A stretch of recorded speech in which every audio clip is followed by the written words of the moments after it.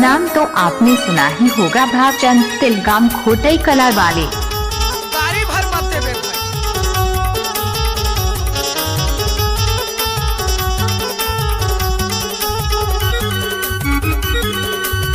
गजब आइटम है रे। बेनी बारी तोरे जाना, बेनी बारी तोरे जाना, मोला ते बलाना, कागज के लव लेटर ला नहीं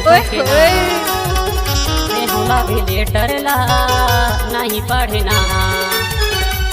जब जब सूरज चांद रहेगा तब तक भावचंद तिलगाम का नाम रहेगा।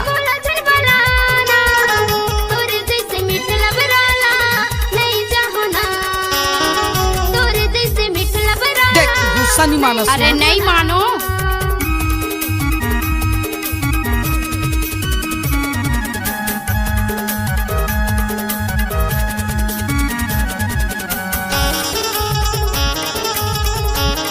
हमको मिठास चबाने में दम नहीं।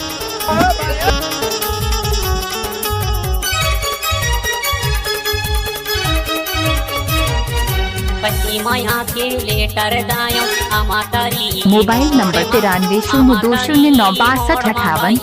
अमातारी मोड़मा आवाते जावते तोला मैं देखूं अंधियारे खो के रोड माँ, अंधियारे खो के रोड लगी हवया ना जाना, लगी हवया ना जाना, मोला तय बलाना।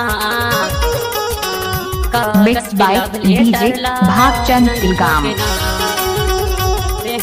लेटर ला नहीं पढ़ना।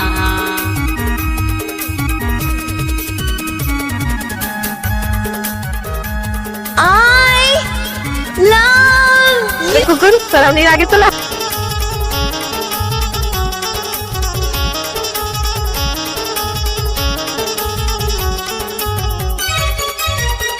नाम तो आपने सुना ही होगा भावचंद तिलगाम खोटई कला वाले।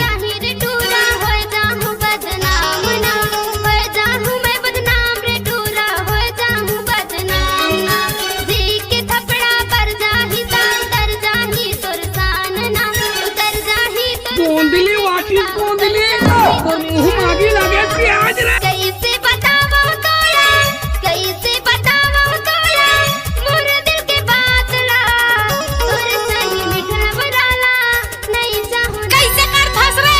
तोरे सही मिठल बराला नहीं चाहूँ ना।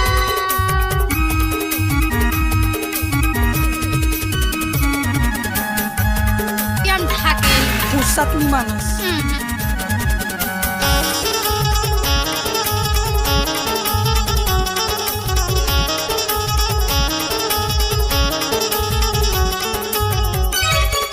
आप तो सुना ही होगा भावचंद तिलगाम गुटाई कला वाले।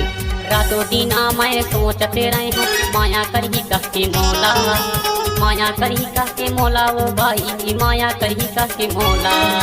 सपना मोरिए जे सपना अच्छा देवरा तोला ले जाता हूँ, देवरा बाजार तोला ले जाता हूँ, देवरा बाजार तोला।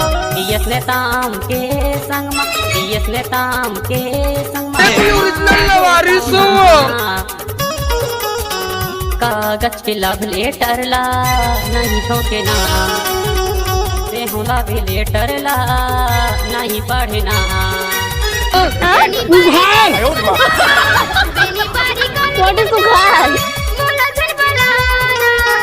तोरे जैसे मिठला बराला नहीं चाहूँ ना, तोरे जैसे मिठला बराला नहीं चाहूँ ना।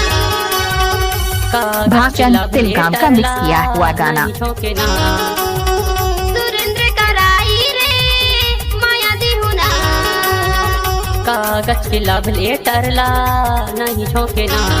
नाम तो आपने सुना ही होगा भावचंद तिलगाम खोटई कला वाले।